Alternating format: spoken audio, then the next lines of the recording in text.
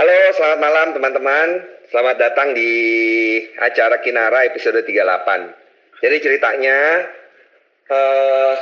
biasanya acara Kinara ini yang menjadi moderator adalah tim Narabahasa. Cuma malam ini, tepatnya sepekan yang lalu, saya tiba-tiba dikontak oleh tim Humas yang merencanakan acara ini, terus nanya, udah mau nggak jadi moderator? Kenapa?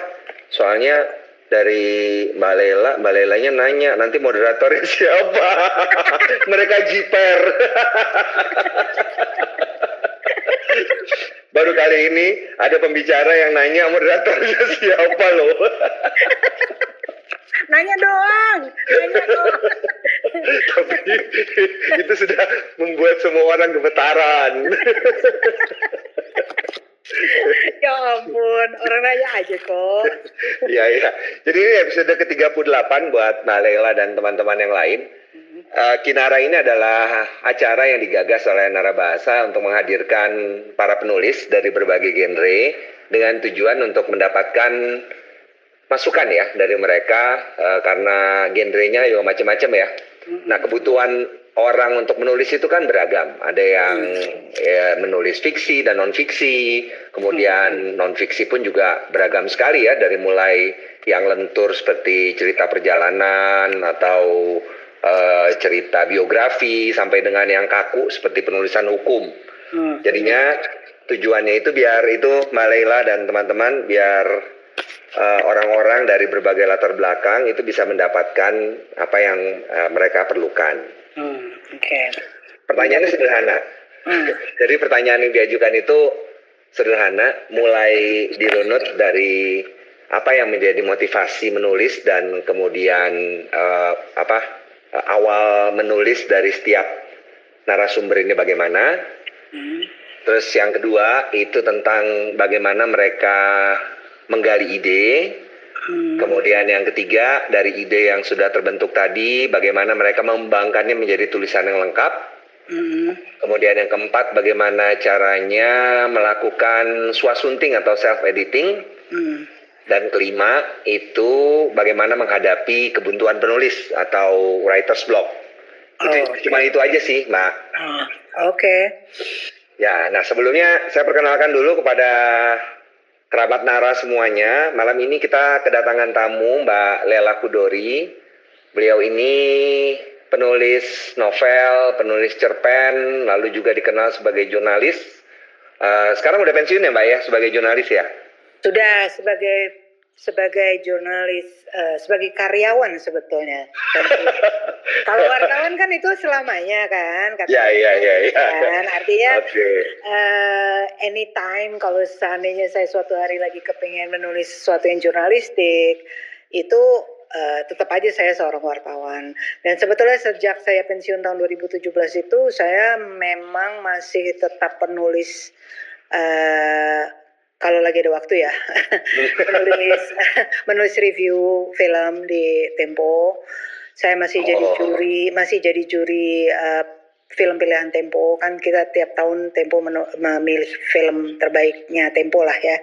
Terus saya ada acara layar bersama Lela Kudori dengan Tempo juga. Jadi masih ada kaitan sih sama Temponya gitu. Tapi sebagai karyawan saya udah pensiun. Oke. Jadi saya tidak perlu lagi menjelaskan, tadi sudah mendapat informasi ya teman-teman. Jadi tadi karir jurnalistik Mbak Lela ini adalah di keluarga Tempo. Ya. Mulai tahun berapa Mbak? 1989. 1989 sampai belum dengan lahir. Ada belum lahir barangkali ini yang hadir di sini. 89 itu saya masuk SMA. Oke. Saya baru S1, terus pulang ke Indonesia, terus mencoba menyelesaikan kumpulan cerpen saya udah ada beberapa cerpen yang tersebar waktu itu di Kompas, di mana-mana lah begitu dikumpulkan, terus dijadikan kumpulan Malam Terakhir judulnya. Ya. Nah baru terus saya masuk Tempo 89 gitu. Oh, S1-nya di mana dulu, Mbak? Di Trent University di Kanada. Oh, oke. Hmm. Mengambil jurusan apa dulu, Mbak Laila? Political, saya ngambil 2 jurusan. Di sana tuh bisa kan ngambil double major. Iya. Waktu itu saya ngambil political science sama comparative development studies. Kalau di sini tuh kayaknya kalau nggak salah namanya studi pembangunan ya. Jadi studi tentang negara-negara berkembang. Ya. Oke. Nah, tapi satunya lagi yang lebih utamanya yang majornya lebih political science sih gitu. Oh, oke. Itu S1 ya? Saya ambil S1. Oke. Jadi latar belakangnya Mbak Lela ini politik dan hubungan apa tadi? Studi pembangunan. Studi pembangunan. Comparative development studies itu kayak multidisiplin ya. Jadi itu ada, kalau di sini tuh mungkin yang di sini juga multidisiplin deh kayaknya itu studi pembangunan. Jadi ada ekonomik, ada politik, ekonomi, ada antropologi, ada sosiologi, itu semua studi dimasukin ke situ untuk mempelajari mengapa misalnya Indonesia ini masih seperti ini gitu loh. Jadi negara-negara berkembang kan persamaannya rata-rata mereka pernah dijajah, ya kan? Rata-rata ya, nggak semua. Lalu kan ada teori-teori gitu loh, teori-teori gimana negara-negara yang berkembang ini kenapa majunya jauh sekali dibandingkan dengan negara-negara what they call ini ya first world countries. Kan dulu kan gitu pembagiannya, first world country, second world country. Second itu kan yang sosialis ya, yang first itu kan yang negara barat gitu. Jadi kita mempelajari itu. It's very teori banget gitu loh ininya. Oke. Jadi begitu lulus pulang ke Indonesia, ngelamar ke Tempo, langsung nggak langsung sih, nggak langsung. Okay. Agak-agak istirahat banget karena saya kan di sana beasiswa ya. Jadi agak burnout saya gitu loh waktu itu. Capek banget. Kalau kata Anda sekarang perlu healing dulu ya. Iya, itu agak baru tuh ya, istilah healing buat saya ya. Tapi burnout itu kan istilah biasa ya. Artinya Iya. Jadi karena saya ngambil double major, jadi dan karena saya beasiswa, artinya nggak boleh kurang dari A gitu ininya, nilainya tuh harus dipertahankan. Kalau udah sedikit aja kurang, misalnya A minus saja gitu, itu udah capek sekali kan. Jadi kan bikin papernya banyak paper terus gitu kan. Jadi sebetulnya profesor saya pada bilang langsung aja ambil S2, nanti kita kasih rekomendasi gitu kan. Banyak sekali teman-teman saya langsung S2 gitu. Saya udah capek banget. Ya ambil 2. I was not interested at all karena I was very tired dan juga tinggal 5 tahun di sana ya. Di negara dingin banget kan itu ya di sana. Dan nggak pulang-pulang kan saya. Iya. Jadi sama sekali nggak pulang, Mbak? Sekali, kita hanya dikasih oleh ini beasiswanya tuh hanya sekali pulang. Kan jauh ya itu ya. Jadi it's too expensive. Dan saya kan bukan model yang bisa pulang balik kayak berbagai anak-anak lain gitu ya yang berada dulu tuh, mereka tuh main pulang aja tiap libur. Kalau saya tuh enggak, saya tuh benar-benar live there gitu. Nah jadinya capek sekali 6 tahun. Jadi saya pulang dan waktu mereka bilang pokoknya kamu cepat kembali untuk bikin S2, saya bilang waduh nggak janji deh karena kayaknya gue benar-benar mau balik, dan mau istirahat gitu. Terus jadi saya pulang, saya ngomong sama orang tua, saya kepingin istirahat dulu dan pokoknya merest, nggak mau mikirin apa-apa dulu. Of course saya akan kerja, tapi saya nggak mau mikir apa-apa dulu. Nah akhirnya ya mereka oke aja. Jadi saya mengumpulkan cerpen-cerpen saya untuk dibukukan. Lalu dibukukannya dulu oleh penerbitnya Tempo. Saya waktu itu padahal belum masuk Tempo. Itu namanya Graffiti. Masih artinya saya kenal lah orang-orangnya, tapi saya belum masuk situ. Oleh penerbit namanya Pustaka Graffiti. PT Graffiti. Aduh, apa sih namanya, Pustaka Graffiti ya, kalau nggak salah ya. Nah, terus ya udah diterbitkan oleh mereka. Setelah terbit baru saya masuk Tempo gitu. Pustaka Utama Graffiti. Ya, Pustaka Utama Graffiti. Aduh, saya udah lupa tuh namanya. Udah nggak ada. Nah, ini juga yang inget Google. Ini saya barusan cari. Baik. Ya, jadi yang versi dulu tuh beda tuh. Yang malam terakhir yang dulu tuh lebih banyak cerpennya, ada berapa ya? Banyak lah. Terus ketika saya menulis lagi tahun 2009 saya menerbitkan Nadira dengan Gramedia.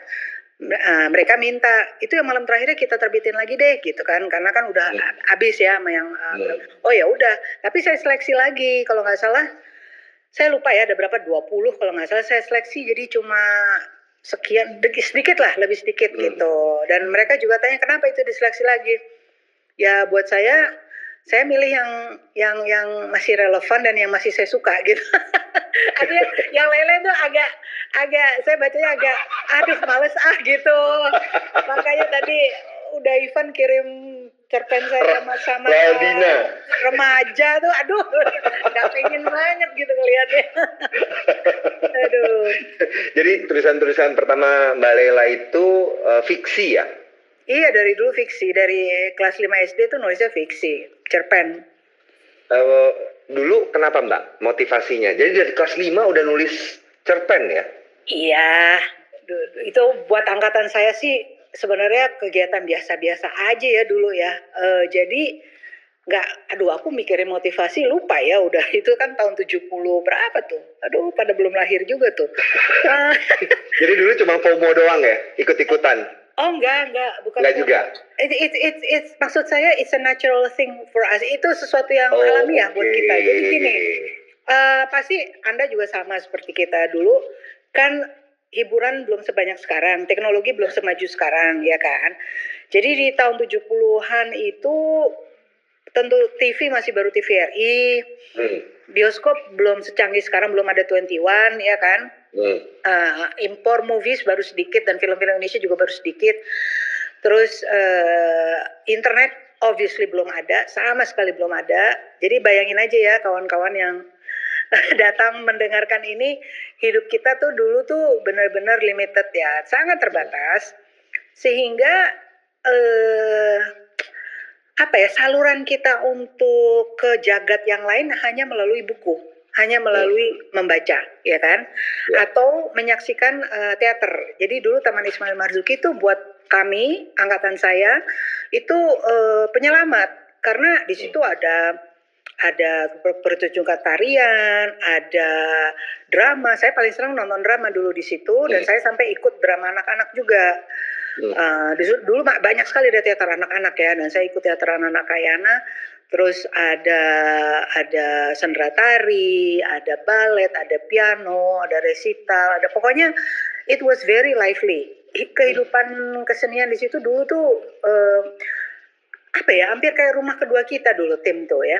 Jadinya di sekolah-sekolah, saya sekolah swasta sih dulu ya, itu bukan diwajibkan ya, tapi didorong untuk berlangganan atau membaca Si Kuncung dan Kawanku, gitu loh. Jadi kami itu rajin membeli Si Kuncung dan Kawanku, dan kemudian ya guru-guru di kelas pada bilang, ayo ini nulis, karena memang ada halaman-halaman yang ditulis oleh anak-anak sekolah, gitu. Jadi ya udahlah kami menulis, saya menulis, teman-teman saya juga menulis. Gitu, hal yang kayaknya biasa-biasa aja dan sangat alamiah aja gitu loh. Jadi kondisinya memang mendukung ya waktu itu ya? Menurut saya iya, karena mau ngapain lagi, pulang sekolah kita bikin PR, terus biasanya orang tua zaman dulu, orang tua saya dan orang tua kawan-kawan saya itu masukin kita ke berbagai les macam-macam gitu.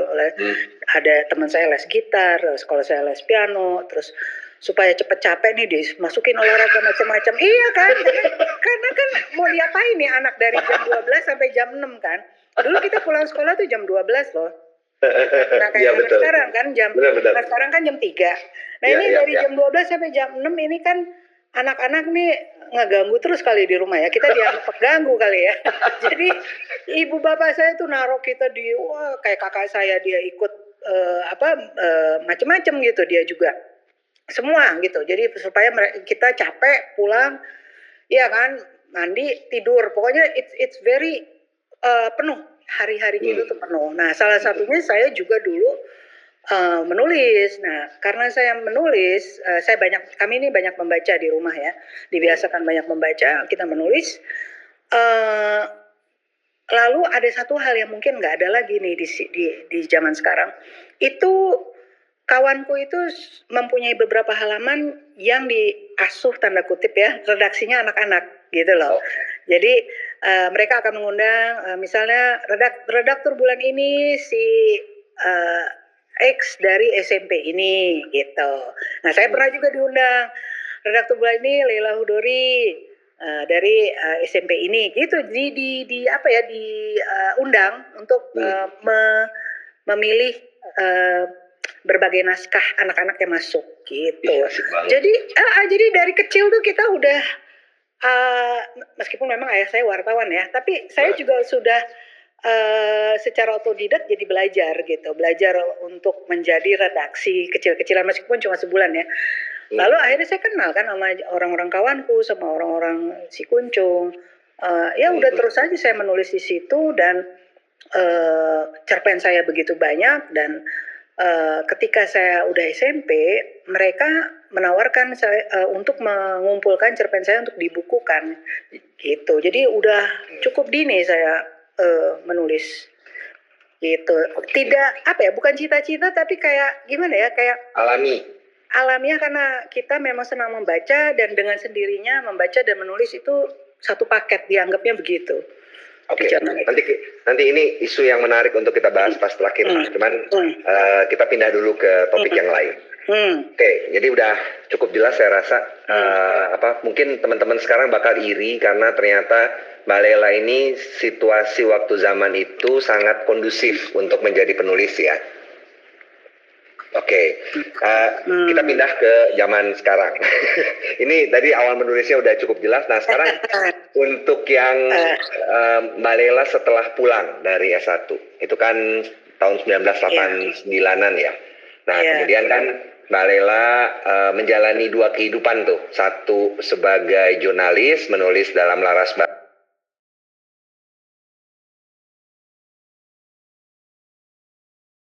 Sastra. Itu waktu itu mana yang lebih dominan? Ini saya jujur ya, Daya. Saya jujur. Ketika begitu saya masuk Tempo tahun 89, saya agak susah menulis fiksi. Waktu terutama di awal-awal ya. Ini bagi mereka yang mempunyai profesi wartawan yang mungkin ada yang ikut di sini pasti memahami itu, karena kalau kita masuk sebagai reporter ya kita disuruh kesana kemari kan gitu loh. Hidup kita habis untuk reporting gitu, apalagi di Tempo itu keras sekali gitu loh, pendidikannya keras sekali ya, berat menurut saya, berat. Nah, apalagi untuk anak-anak sekarang gitu ya. Saya berat karena kan saya juga udah ngalamin gitu loh, punya beberapa reporter yang sempat gitu sebelum saya akhir pensiun, sempatlah mengalami punya rekan-rekan yang milenial, jadi saya agak wow ini beda banget nih gitu. Jadi kalau kita dulu dimarahin dikit kita udah langsung siap wah udah pokoknya takut banget gitu. Kalau sekarang wah beda banget gitu ya. Anyway ya udah, anyway itu gimana ya, dulu tuh atasan itu tuh pokoknya hidup kita tuh hampir seperti untuk Tempo gitu ya, atau untuk siapapun. Kalau misalnya yang Kompas ya, yang dulu ada yang namanya Sinar Harapan yang kemudian di Bredel. Jadi kehidupan jurnalistik tuh benar-benar menggilas. Tapi saya udah diperingatkan sebelum saya masuk Tempo, saya udah diperingatkan oleh almarhum Riantiarno, Teater Koma. Mudah-mudahan kawan-kawan masih ada yang tahu ya, itu Teater Koma. Dia bilang, Lel, kalau kamu nanti masuk Tempo, digiles loh sama kerjaan. Lo mendingan Matra aja. Waktu itu kan Tempo punya anak perusahaan namanya Matra. Majalah gaya hidup, sedikit lebih, bukan santai sih, tapi lebih bisa napas lah ya. Itu karena bulanan. Jadi jadi nggak tiap minggu kita deg-degan dengan deadline gitu. Iya, kan kalau itu kan malam minggu di kantor ya itu ya? Oh iya, tidur di kantor. Nah jadi dia bilang, kamu nanti nggak bisa nulis loh gitu. Terus saya bilang, enggak, saya mau belajar, saya betul-betul pengen belajar menjadi wartawan. Saya pengen belajar real wartawan berita gitu. Karena saya terpukau dengan melihat bapak saya, dengan teman-temannya, kalau ngomongin politik kayaknya seru gitu ya. Mereka pasti jauh lebih tahu dari apa yang tertulis, apa yang mereka ketahui tidak bisa semuanya ditulis karena itu kan zaman Orde Baru. Itu saya terpukau sekali. Terus saya juga sering nonton film kan, dari dulu saya udah nonton film All the President's Men, gimana wartawan bisa menjatuhkan bisa menjatuhkan Nixon kan, iya kan, gitu loh. Jadi saya pikir wah ini seru gitu, dan I like the life. Saya melihat memang agak romantisasi kalau di film ya, tapi still saya merasa enggak, aku mau jadi wartawan berita, aku kepingin belajar bagaimana mendapatkan berita. Jadi ya sudah, saya diingatkan kembali ketika saya mau masuk, saya melamar itu, Gunawan Muhammad waktu itu Pemretnya bilang, kamu nanti kalau di sini kamu nggak bisa nulis loh, saya aja susah nih nulis puisi, dia bilang gitu. Dan saya bilang nggak apa-apa, saya udah betul-betul yakin saya ingin menjadi wartawan. Ya udah, begitu saya bertahun itu menjawab pertanyaan Anda, tahun-tahun pertama nggak bisa nulis, sama sekali nggak bisa nulis. Hidup kita tuh benar-benar sehari bisa berapa narasumber, berapa berita, harus lari ke sana, lari ke sini. Belum ada handphone ya, waktu itu adanya pager kan.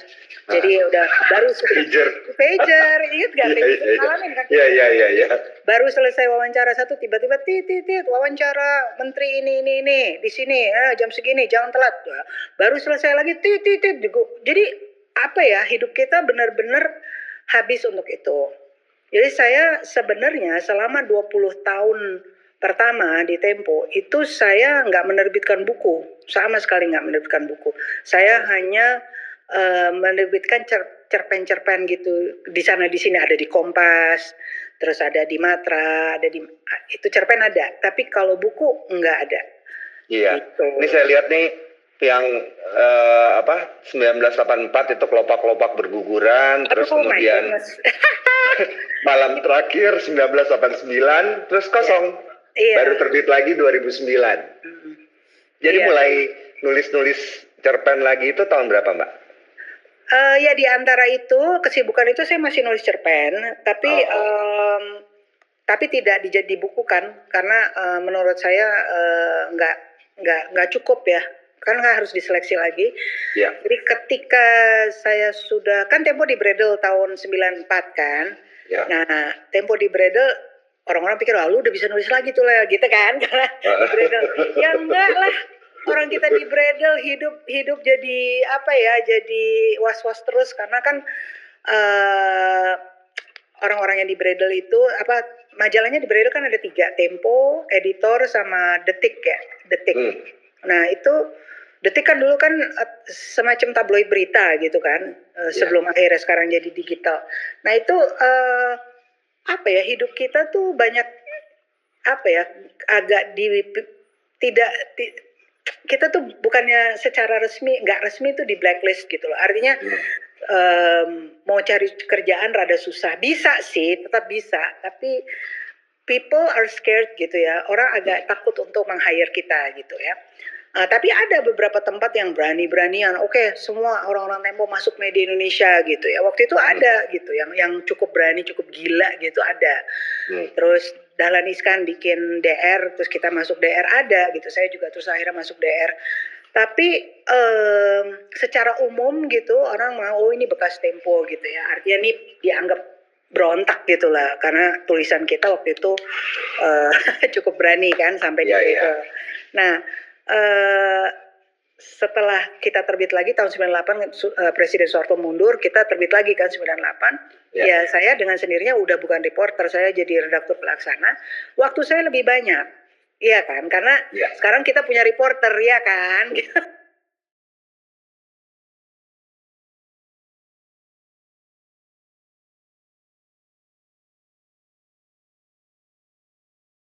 14 episode itu.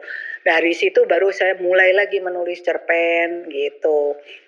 Kemudian disatukan jadi satu buku judulnya Nadira, 9 dari Nadira. Yang orang anggap itu rada kayak novel karena tokohnya sama, sebetulnya di 9 cerita itu tokohnya sama. Nah baru setelah itu, setelah berapa tahun, 5 tahun apa 6 tahun kemudian baru saya melahirkan novel Pulang gitu. Dan seterusnya sampai sekarang. Gitu. Jadi ini kalau mau nanyain bedanya jurnalistik sama fiksi? Fiksi bahasanya mungkin kalau cara risetnya saya sama. Risetnya ya. Oke. Risetnya sama. Bahkan saya banyak belajar dari Tempo untuk melakukan riset yang dalam. Tapi penulisannya jauh berbeda dalam arti kalau di penulisan jurnalistik kan kita harus fakta. Ya. Dari ujung ke ujung ke fakta. Kemudian halamannya terbatas. Misalnya, Lel, tolong ya wawancara Jenderal Sumitro. Kita hanya memoir, misalnya rubrik memoir. Ini kita hanya dapat 18 halaman. Udah. Kalau misalnya saya menulisnya menjadi buku, itu kan bisa lebih leluasa gitu kan. Nah, beda kalau di jurnalistik, it's very terbatas gitu. Itu ya dikasihnya ya cuman sekian halaman gitu kan. Padahal waktu kita wawancara bahannya banyak banget gitu. Nah, ketika akhirnya saya memutuskan menulis novel Pulang, itu saya perdalam wawancaranya dan ya saya bisa membentuknya menjadi satu drama di jagat baru di mana saya lebih bebas untuk mengembangkan apa yang diceritakan di real life di dalam kehidupan nyata gitu. Dan tentu saja yang namanya fiksi itu kan imajinasi. Jadi wawancara-wawancara itu menjadi sumsum aja, menjadi inspirasi dalam membentuk tokoh-tokoh dan jalan cerita. Oke, jadi itu cara Mbak Leila mengembangkan idenya ya? Iya, betul. Oke, ini Anda ya Mbak ya? Kalau Mbak Leila nggak punya pengalaman di Tempo, Mbak Leila bakal menghasilkan novel Pulang nggak? Enggak, pasti enggak. Baru aja kita omongin. Kemarin baru aja saya omongin ini sama anak saya. Kalau saya bekerjanya misalnya di mana gitu ya, misalnya saya bekerja di apotek gitu ya, atau saya ya dulu kan saya IPA ya di SMA ya, terus ya kan bingung dulu mau masuk mana ya gue ya gitu kan. Terus orang bilang, kamu kan penulis, udah kamu pasti ininya ke sastra atau pada gitu atau humaniora lah, pada nyangka gitu. Terus ngapain gue di IPA kalau gitu kan? Waktu itu saya pikirnya, aduh gue mau jadi dokter aja deh gitu kan. Maksudnya pikiran saya kemana-mana waktu itu. Seandainya kalau saya jadi dokter, mungkin novel saya tuh akan menjadi tentang kehidupan dokter gitu loh. Nggak mungkin saya akan menulis Pulang gitu tuh nggak mungkin. Karena itu adalah pengaruh saya bekerja di Tempo dan sikap saya terhadap korban, terhadap hak asasi manusia itu semua pengaruh dari Tempo dan pengaruh dari masa kuliah saya di Kanada gitu loh kan. Saya kan di sana bergaul dan kampus saya tuh cukup kampus yang liberal dalam arti politik ya. Kampus yang secara politik liberal gitu ya. Jadi artinya kalau dulu kan masih ada apartheid ya, sekarang kan udah nggak ada. Zaman apartheid itu ya kita demo gitu, membela kaum yang ini di apartheid gitu ya, yang kulit hitam gitu ya. Jadi dulu kita masih bilangnya tuh di tahun 80 tuh masih bilangnya black gitu kan, tapi sekarang kan mesti bilangnya Afro-American. But the thing is mereka bukan Afro-American, mereka kan bukan American, mereka itu orang Afrika Selatan, ya kan? Cuman yang anyway. Nah, jadi sebenarnya pertama sikap politik saya dan sikap saya dengan hak asasi manusia tuh udah banyaknya tercerahkannya ketika saya kuliah gitu loh. Banyak saya udah sering cerita di berbagai wawancara atau di berforum. My first enlightenment pencerahan saya tuh terjadi ketika saya sekolah di sana karena saya membaca berbagai literatur yang terlarang di Indonesia itu ada di sana dan saya baru tahu bahwa Indonesia tuh masuk di Timur begini gitu. Sementara waktu saya lagi di sekolah, waktu di Indonesia kan kita pahamnya berbeda gitu ya. Jadi Indonesia tuh sebenarnya menduduki gitu ya. Jadi menyadari bahwa ya zaman Orde Baru kan informasinya kan berbeda. Jadi menyadari bahwa ada hal-hal yang sangat mengecewakan di Indonesia gitu dan saya cukup lama kecewa sekali bahwa ternyata kan seperti ini ya gitu. Sebelumnya kan saya tadinya bangga sekali gitu loh, bangga dan merasa orang Indonesia adalah orang-orang yang ramah dan sebagainya. Tapi begitu saya baca berbagai literatur dan media di Amerika, media di Kanada itu menulis treatment terhadap berbagai orang di bagian lain di Indonesia, bukan hanya di Pulau Jawa, itu saya shock lah, saya shock banget waktu itu gitu. Dan di situ saya mulai belajar banyak hal dan mulai saya secara serius saya merasa saya harus kenal Indonesia lebih dalam. Gitu. itu ya pengalamannya Mbak Lela itu dimasukin loh di sebagai ceramahnya Bu Uma di Namaku Alam tuh. Ya kan? Ya dikit-dikit di sana sini lah begitu. Biasa kan tuh penulis memasukkan ide-idenya di berbagai tokoh kan. Iya. Itu yang sejarah itu dibentuk oleh penguasa terus tidak pernah berhenti gitu kan. Didapat oke, saya paham. Jadi berarti apapun pengalaman penulis itu bakal berpengaruh terhadap hasil tulisannya. Oh ya? Sangat, menurut saya iya. Dan itu juga berpengaruh terhadap bagaimana kita membaca bacaan kita. Jadi respon kita terhadap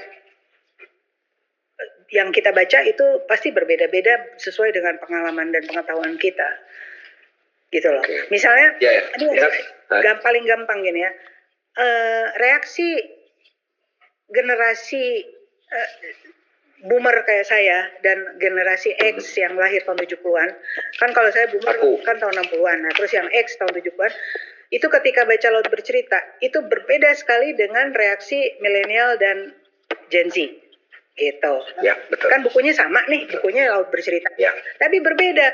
Kalau yang boomer sama X kan lebih heboh ngomongin sejarahnya gitu kan, ngomongin oh iya gue ingat waktu itu kayak begitu, oh iya gue ingat tegang banget untuk mau beli buku aja lah kan gitu kan, ngomongin pokoknya reminiscence gitu ya, mengenang kembali masa-masa itu gitu kan. Sementara yang milenial setengah ingat lah ya, mereka udah ada yang lahir di zaman itu kan, milenial kan ada yang lahir tahun 80-an dan 90-an kan. Jadi kayak anak saya tuh masih rada-rada inget tuh bahwa oh iya pernah ada kerusuhan gitu kan, dia waktu itu udah TK tuh, jadi dia diingat dikit-dikit lah. Tapi kan yang Gen Z sama sekali tidak mengalami itu, jadi komentarnya berbeda gitu ya, bahwa sejarahnya wah ternyata Indonesia seperti itu oke. Tapi kemudian mereka mempertanyakan hal-hal lain yang menurut saya tidak terlalu penting gitu. jadi saya oke, tapi ya saya ketawa aja gitu, artinya ini interesting bahwa pembaca dari berbagai generasi dan berbagai kelas dan berbagai background, berbagai latar belakang, berbagai pendidikan itu mempunyai respon yang berbeda terhadap satu buku yang sama gitu. Jadi menurut saya apalagi untuk tulisan pasti akan terbangun dari pengetahuan dan pendidikan, ya kan, dan juga upbringing bagaimana kita dididik itu juga sangat mempengaruhi tulisan kita nantinya. Ya, konteks ya, pemahaman terhadap konteks itu berpengaruh sekali. Betul. Oke, Pak.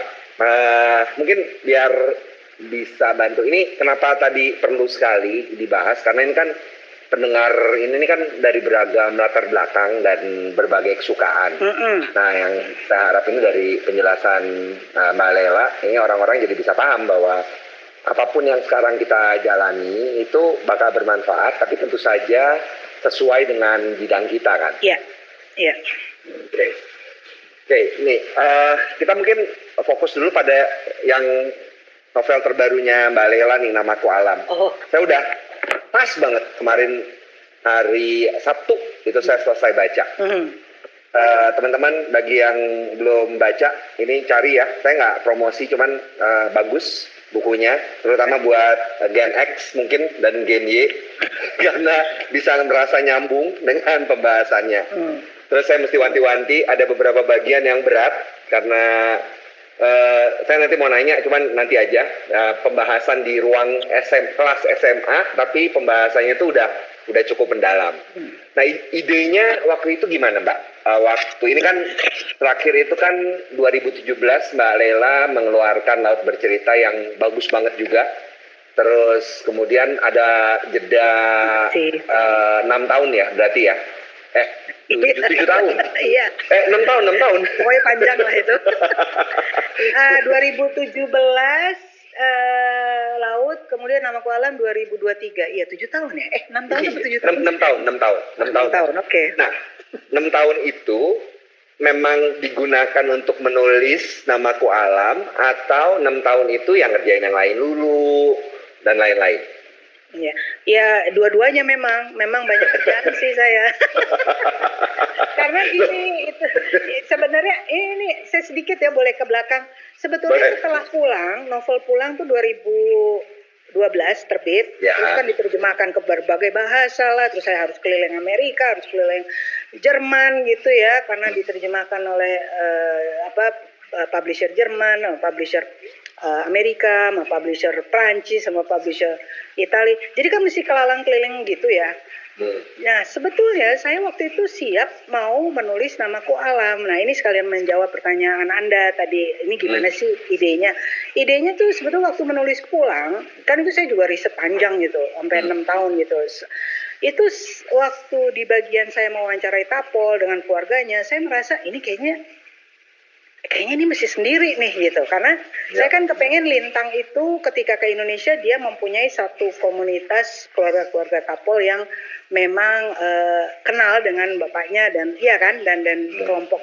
kelompok restoran itu gitu kan, karena memang tentu saja mereka semua kawan kan sebetulnya. Jadi ya pas saya jadi wawancara para eksil itu ya di sana, saya wawancaranya waktu itu tahun 2000 awal 2000-an tuh saya wawancara Pak almarhum Pak Umar Said, Pak Sobron gitu, itu awal tahun 2000-an. Nah, itu saya juga mewawancarai para tapol di sini, bekas tapol di Jakarta, termasuk teman kantor saya, Pak Amarzan. Beliau itu orang yang bekas tahanan di Pulau Buru. Jadi beliau tahu lah, Pak Pram semua kenal lah dia, Pak Hersri segala macam. Jadi dia itu mungkin ensiklopedi jalan ya untuk korban 65 tuh, dia tuh ensiklopedi sekali karena dia ingatannya luar biasa tajam. Nah, tadi begitu. Benar. Ini ide kenapa si Alam ini punya ingatan fotografis ini muncul dari Pak Amarzan. Ya campur-campur sih, sebenarnya campur-campur. Nah, ini saya ngasih bocoran gini ke Anda tuh yang belum baca.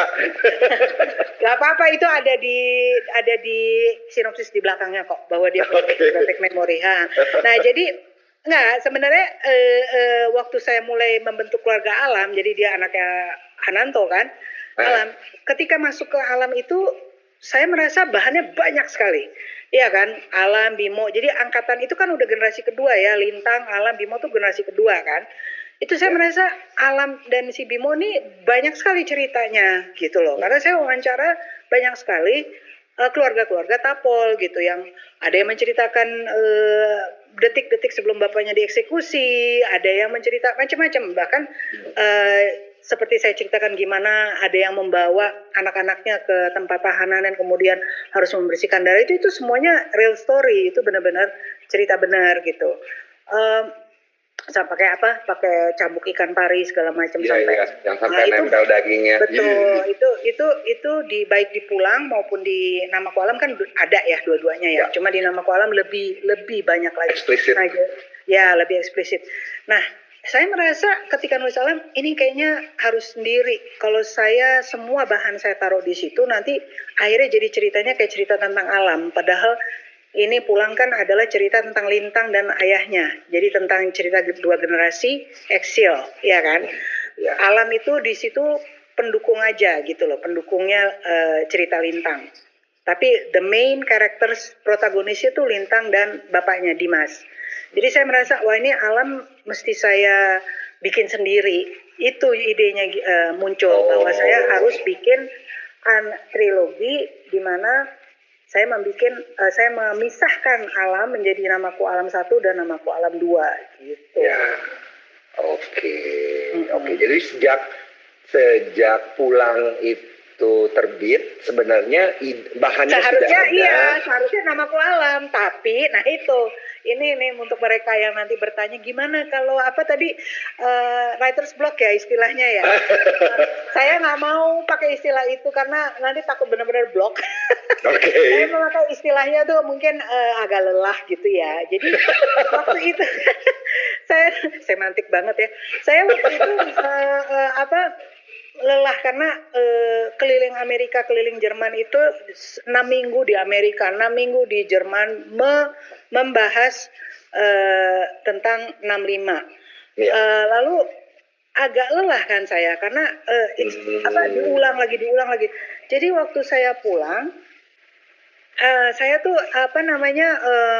merasa kayaknya nih saya nggak bisa terusin. Terus akhirnya saya nggak maju-maju tuh tulisannya. Terus saya bilang gimana kalau ini saya stop dulu, kemudian saya nulis yang lain, yaitu Laut Bercerita. Waktu itu belum ada judul, tapi tentang penculikan di tahun 98. Ya penerbit saya sih oke-oke aja gitu, karena saya karena udah berapa tahun gitu nggak nulis-nulis gitu kan. Iya. Dan memang riset untuk laut waktu itu udah cukup. Saya juga melakukan risetnya itu kan suka overlapping, tumbang tindih, riset ini riset itu gitu. Nah jadi akhirnya saya mencoba menulis itu, lah kok lancar gitu loh. Ya udah, jadi makanya Laut terbit duluan tahun 2017 gitu. Nah setelah Laut terbit, nah seperti tadi yang Anda bilang, kok itu lama ya 6 tahun. Itu juga ada ceritanya sendiri karena ada buntutnya, ada kita nobar lah ke sana ke sini, Iya. Jadinya terus diundang ke sini, diundang kemana, ke Australia, kemana-mana lah pokoknya ya. Iya, saya ingat tuh waktu itu diundang ke acaranya Mbak Leila sama si Dian Sastro ya kalau nggak salah waktu itu. Di kafe mana gitu loh, di Niaga waktu itu. Oh, itu mah lagi tuh. Oh iya, itu saya bikin iya kan? Sama KPG kita bikin podcast, itu lain lagi tuh. Jadi Mbak Leila itu kegiatan di antara pembuatan novel ini adalah memopulerkan novelnya sekaligus juga menjadi pembicara di berbagai topik yang mirip ya. Ya, terus begitu saya kan bikin podcast yang Coming Home with iya. Itu ya, betul. yang Anda datang ke Niaga tuh itu peluncuran podcast itu gitu. Nah, yang sekarang sedang jeda itu. Jeda karena mesti nyelesai Namaku Alam 2 ini loh. Gitu. Udah sempet berapa? 3 musim atau 4 musim tuh waktu itu? Berapa season? Udah banyak, udah berapa musim ya? 6 apa 7, banyak kok. Nanti saya cek lagi deh, sampai lupa. Oke. Aku ngikutin cuma sampai yang ketiga kalau nggak salah. Udah banyak kok. Udah banyak. Tapi terus saya setelah Laut Bercerita nih jadinya saya harus kemana-mana, akhirnya jadi saya stop dulu gitu, karena kalau nggak nih namaku alam nggak selesai gitu. Oke, nah ini udah menjawab beberapa pertanyaan sekaligus nih. Jadi kalau saya lihat berarti yang Mbak Leila lakukan untuk 2 novel terakhir, 3 novel terakhir itu sebenarnya mendapatkan bahannya dulu dari wawancara yang dilakukan untuk keperluan pekerjaan, lalu kemudian baru Mbak Leila berimajinasi dari bahan-bahan itu untuk membentuk karakter, membentuk plot dan lain-lain gitu ya. Oke, Mbak Leila kalau sekarang bikin novel cinta-cintaan bisa nggak? Ya. Kalau novel cinta-cintaan, kalau hanya romance, maksudnya seluruh novelnya adalah romance, kayaknya saya nggak bisa tuh. Sudah saya duga. Nggak, beneran nggak bisa, karena itu ngapain satu buku 250 halaman misalnya isinya soal cinta gitu. Nggak bisa saya. Nggak bisa, saya bakalan, ini kenapa nih orang kok persoalannya cinta melulu gitu. Pasti saya akan nggak betah gitu. Sayanya bukan, artinya kalau orang yang bisa tuh hebat menurut saya.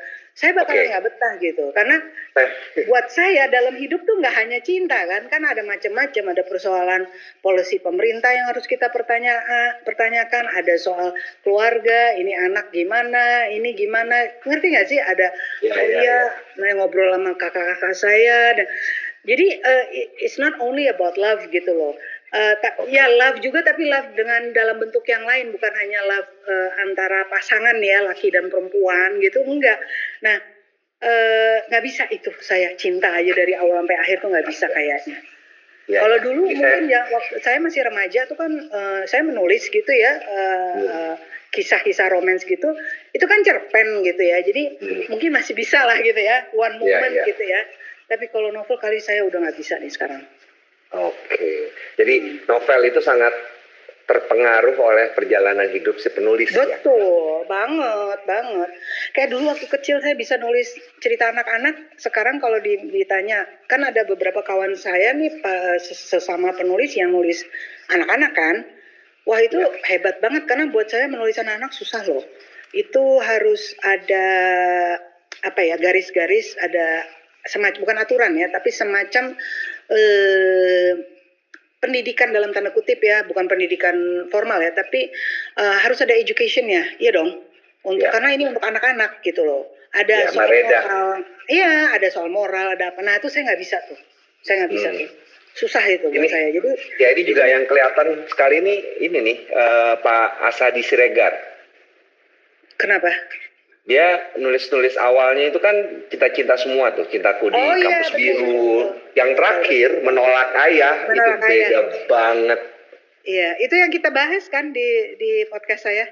Iya.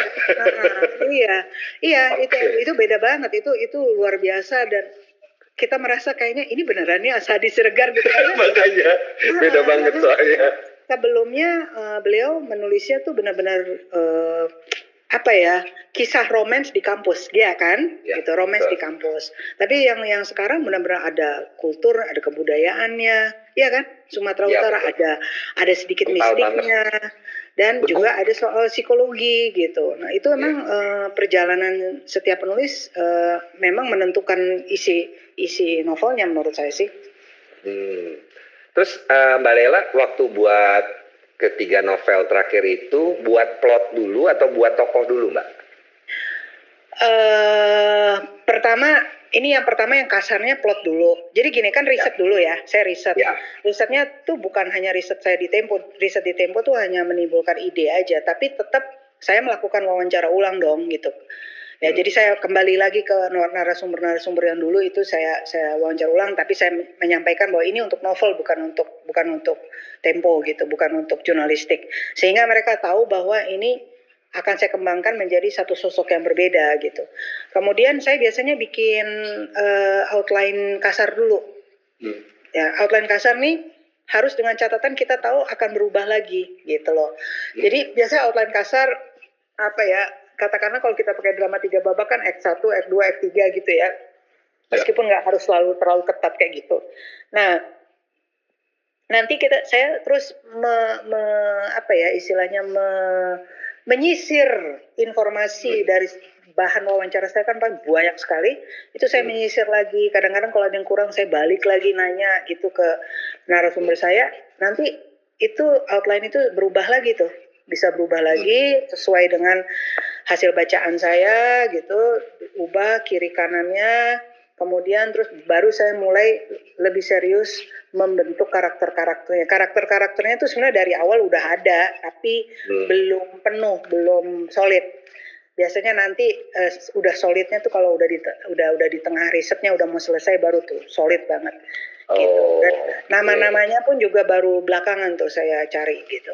Nah, nanti kalau udah ada nama, udah ada tokoh, misalnya tokoh utama, kemudian keluarganya harus saya bentuk dulu tuh.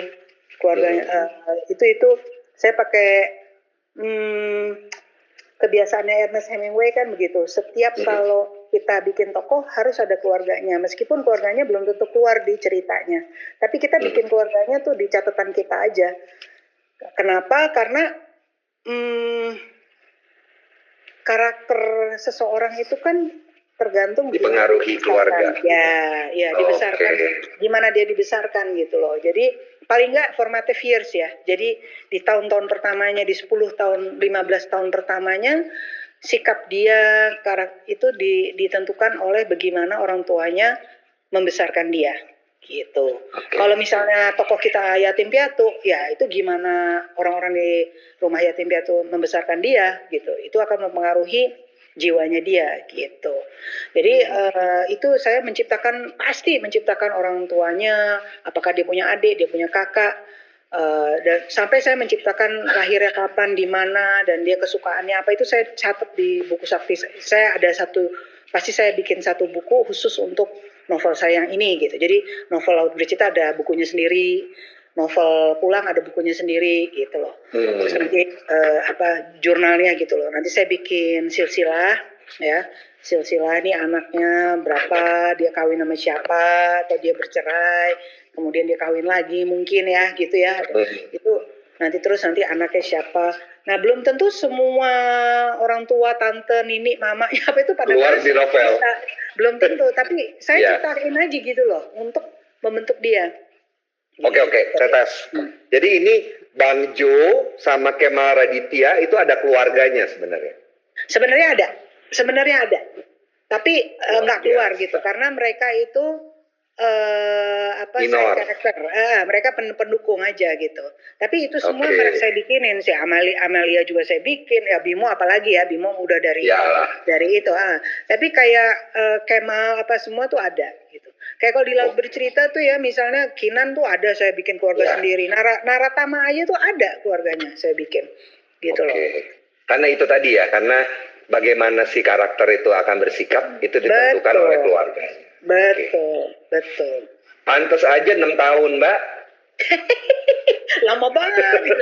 Ya sebenarnya bukannya saya saben hari 6 tahun tuh benar-benar fokus ke situ, enggak lah. Namanya kan saya multi role ya, iya kan, gitu, ngurusin rumah, iya kan. Iya.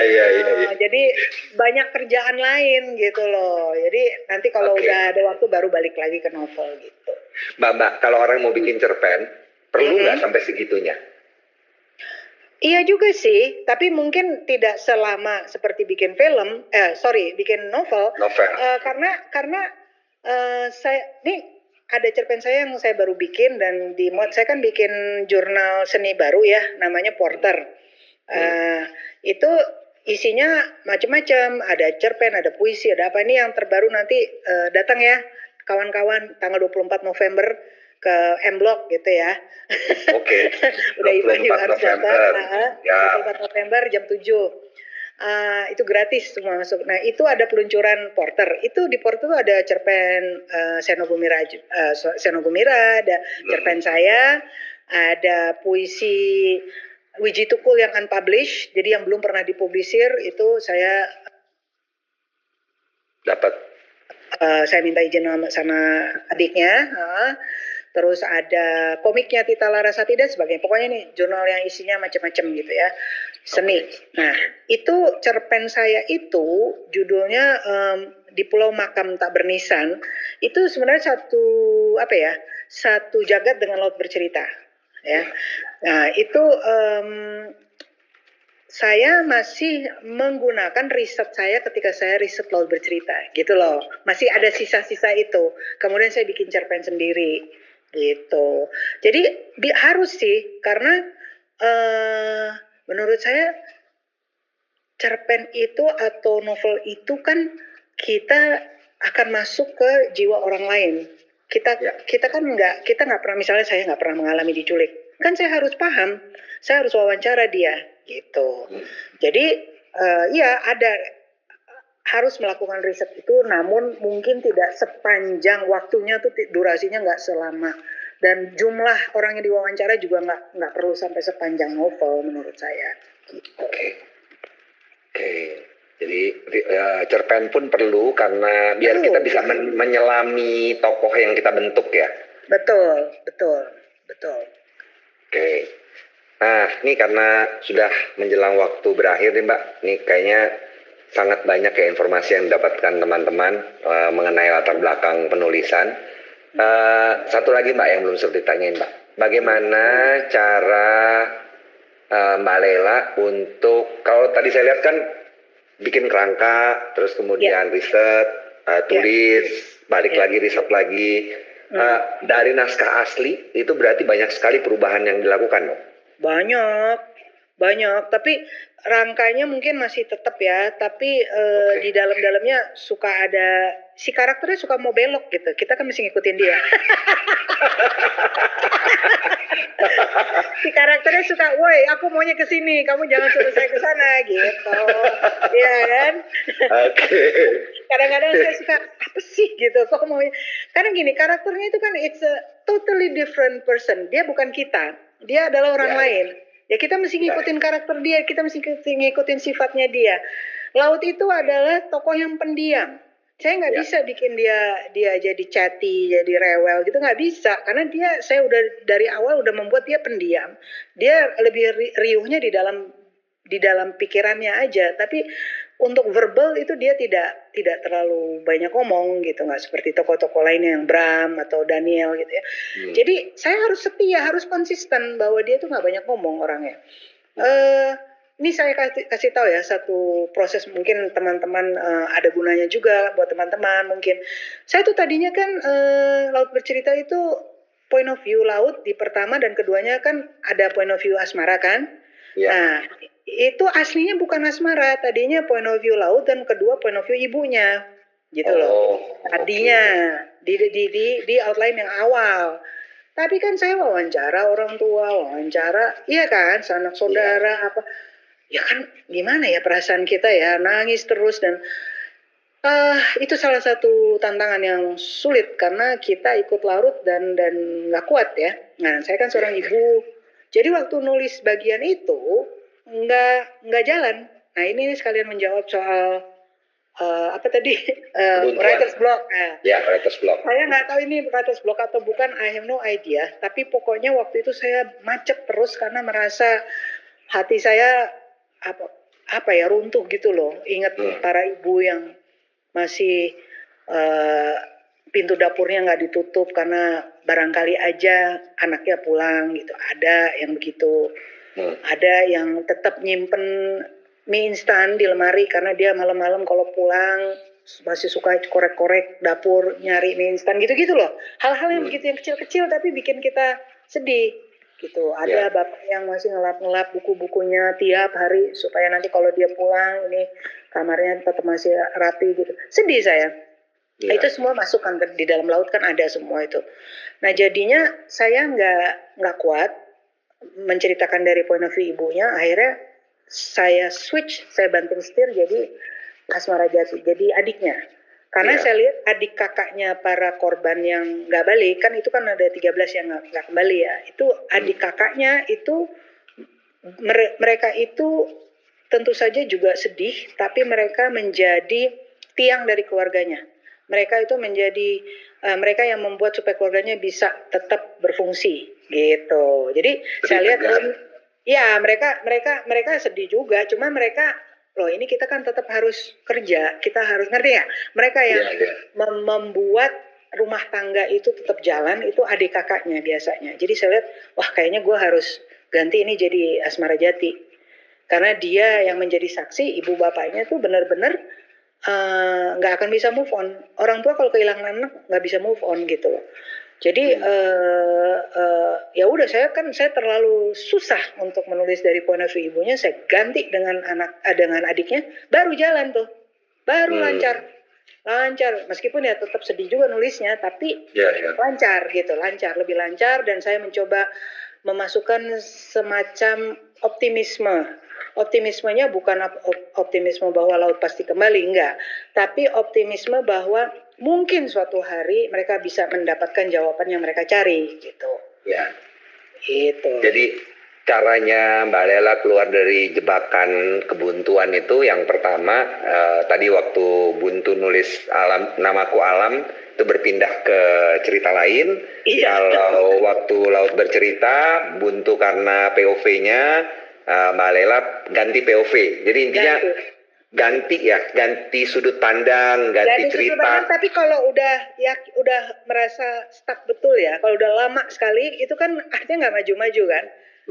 Udah ganti. Tapi kalau misalnya baru sehari 2 hari yang apa, ya jangan lah. Itu kan kadang-kadang kita karena capek aja ya nggak sih. gitu. Iya, iya, iya. Ada satu lagi ini saran saya kalau misalnya memang merasa aduh kok nggak maju-maju, saya biasanya melakukan sesuatu yang menyenangkan buat saya, yang buat Anda kan mungkin beda lagi. Jadi saya melakukan hal yang menyenangkan buat saya tuh, saya senang baca yang ringan-ringan aja gitu, baca yang bikin kita senang gitu, yang ketawa-ketawa, atau nontonnya juga cari yang bikin kita happy gitu ya. Nah, kalau nonton berat juga nanti ya Sama aja. Iya, nggak, kita kan memang harus nonton yang serius juga, tapi pas kalau lagi macet gitu cari yang happy-happy gitu. Terus saya orangnya senang crafting, ya, jadi saya crafting. Terus saya juga senang masak, saya masak. Jadi kalian teman-teman kalau lagi macet gitu, apalagi macetnya baru sehari dua hari, cari sesuatu yang menyenangkan. Kegiatan yang menyenangkan. Ada yang senang orang olahraga kan, ada yang senang swimming, ada yang senang jalan, lakukan gitu loh. Kalau saya ini pemalas ya dengan hal-hal seperti itu bagus kan, sehat gitu ya. Nah tapi ada teman-teman penulis yang kalau dia lagi macet dia malah hiking yang kayak gitu-gitu tuh ya bagus. Jadi carilah sesuatu yang bikin Anda happy, bikin Anda nyaman, nanti baru coba kembali lagi ke itu. Kalau macet kecil ya gitu. Tapi kalau udah yang berat kayak saya kemarin ini, ya udah saya merasa ini harus banting setir, harus ganti point of view gitu loh. Kira-kira gitu. Oke. Aduh itu bagus banget Mbak untuk penutup acara ini. Jadi teman-teman tadi pesannya ya, ini sering sekali menjadi keluhan orang soalnya. Bagaimana caranya mengatasi kebuntuan. Nah Mbak Lela ternyata mengalami ya teman-teman, bukan hanya kita saja yang mengalami. Dan tadi sudah simak kiat dari Mbak Lela, mulai dari terutama cari sesuatu yang menyenangkan. Dan kalau udah macet banget ya mau nggak mau kita mesti mengalihkan perhatian. Betul. Okay. Kalau itu tadi yang saya ke laut dulu, saya tetap harus kembali lagi ke Namaku Alam. Bukannya dibuang itu. Oh, ditunda. Hanya ditunda. Ya, tuh project yang ditunda, jadi saya belok dulu ke yang lain gitu. Jadi jangan pernah putus asa sama project kita yang belum jadi itu, jangan pernah putus asa gitu. Itu kadang-kadang hanya tertunda aja gitu. Jadi Mbak, Namaku Alam 2 berarti 2029. Aduh, ya enggak dong, mudah-mudahan sih. Saya ini masih menulis, tapi ini lagi nih terganggu dengan bukan terganggu lah, tapi saya ada beberapa hal yang harus saya lakukan gitu, beberapa project yang harus saya selesaikan lebih dulu, yang ada deadline-nya. Nah nanti saya harus kembali. Nah tapi ini juga nih, meskipun saya sedang mengerjakan project lain, saya mengusahakan tetap sebentar ke alam untuk menulis paling nggak 2-3 paragraf gitu loh. 2-3 paragraf, terus nanti baru saya balik lagi ke kerjaan saya yang udah deadline itu gitu. Jadi saya ini kiat bagus juga nih. Jadi kalau kita sebuah pekerjaan yang terpaksa harus ditunda, yang kita perlu lakukan adalah tetap mencicil ya. Iya, nyicil betul.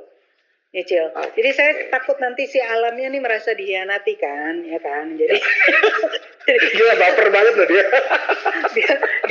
dia merasa dihianati dan merasa ditinggalkan terus gitu. Udah dulu gue ditunda sama si laut ya kan.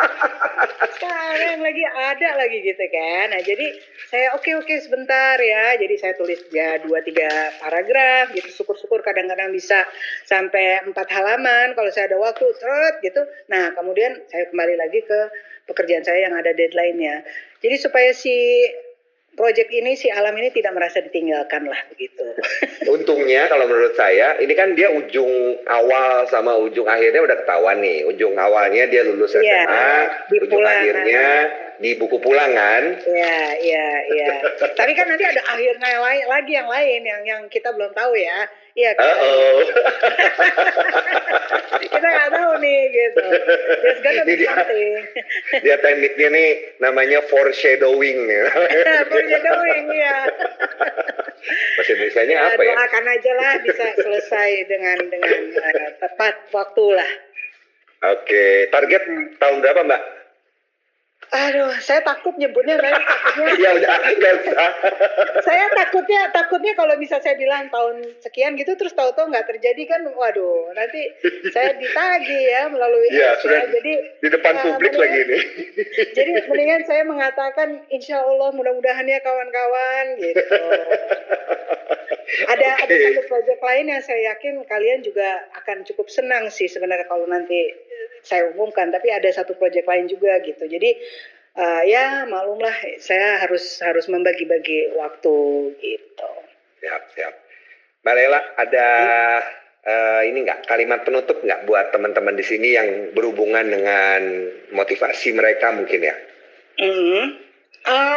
Ya, pertama-tama kalau bahwa kalian datang ke sini aja saya udah senang sekali. Terima kasih banget ya dengerin kita ngobrol begini. Itu artinya kan memang semuanya pada serius sekali ingin menulis dan juga banyak loh Mbak. Ini ada 160 orang Mbak. Wah. Saya nggak tahu di sini ada bisa ratusan ya. Baru tahu saya. Jadi makasih banget udah datang dan mendengarkan.